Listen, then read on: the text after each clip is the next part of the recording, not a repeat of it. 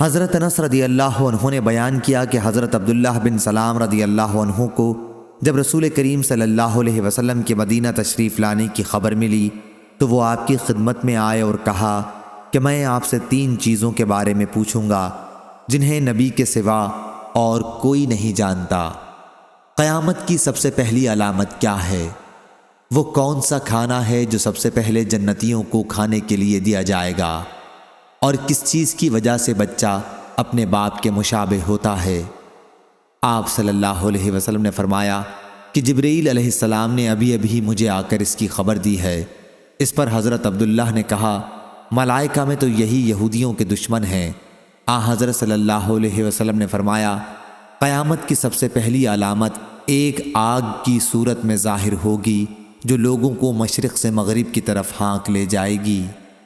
سب سے پہلا کھانا جو اہل جنت کی دعوت کے لیے پیش کیا جائے گا وہ مچھلی کی کلیجی پر جو ٹکڑا لٹکا رہتا ہے وہ ہوگا۔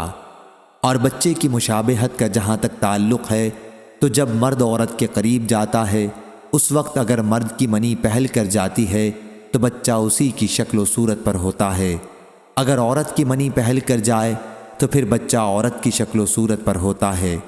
یہ سن کر حضرت عبداللہ بن سلام بول اٹھے، میں گواہی دیتا ہوں کہ آپ اللہ کے رسول ہیں۔ پھر عرض کیا، یا رسول اللہ، یہود انتہا کی جھوٹی قوم ہے، اگر آپ کے دریافت کرنے سے پہلے میرے اسلام قبول کرنے کے بارے میں انہیں علم ہو گیا تو آپ صلی اللہ علیہ وسلم کے سامنے مجھ پر ہر طرح کی تہمتیں دھرنی شروع کر دیں گے۔ چنانچہ کچھ یہودی آئے اور حضرت عبداللہ رضی اللہ عنہ گھر کے اندر چھپ کر بیٹھ گئے۔ حضرت صلی اللہ علیہ وسلم نے ان سے پوچھا، تم لوگوں میں عبداللہ بن سلام کون صاحب ہیں؟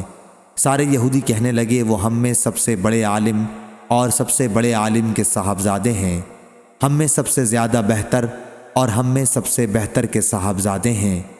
حضرت صلی اللہ علیہ وسلم نے ان سے فرمایا، اگر عبداللہ مسلمان ہو جائیں تو پھر تمہارا کیا خیال ہوگا؟ انہوں نے کہا، اللہ تعالیٰ انہیں اس سے محفوظ رکھے۔ اتنے میں حضرت عبداللہ رضی اللہ عنہ باہر تشریف لائے اور کہا، میں گواہی دیتا ہوں کہ اللہ کے سوا اور کوئی معبود نہیں، اور گواہی دیتا ہوں کہ محمد اللہ کے سچے رسول ہیں۔ اب وہ سب ان کے متعلق کہنے لگے کہ ہم میں سب سے بدترین اور سب سے بدترین کا بیٹا ہے، وہی وہ ان کی برائی کرنے لگے۔ صحیح بخاری حدیث نمبر 3329۔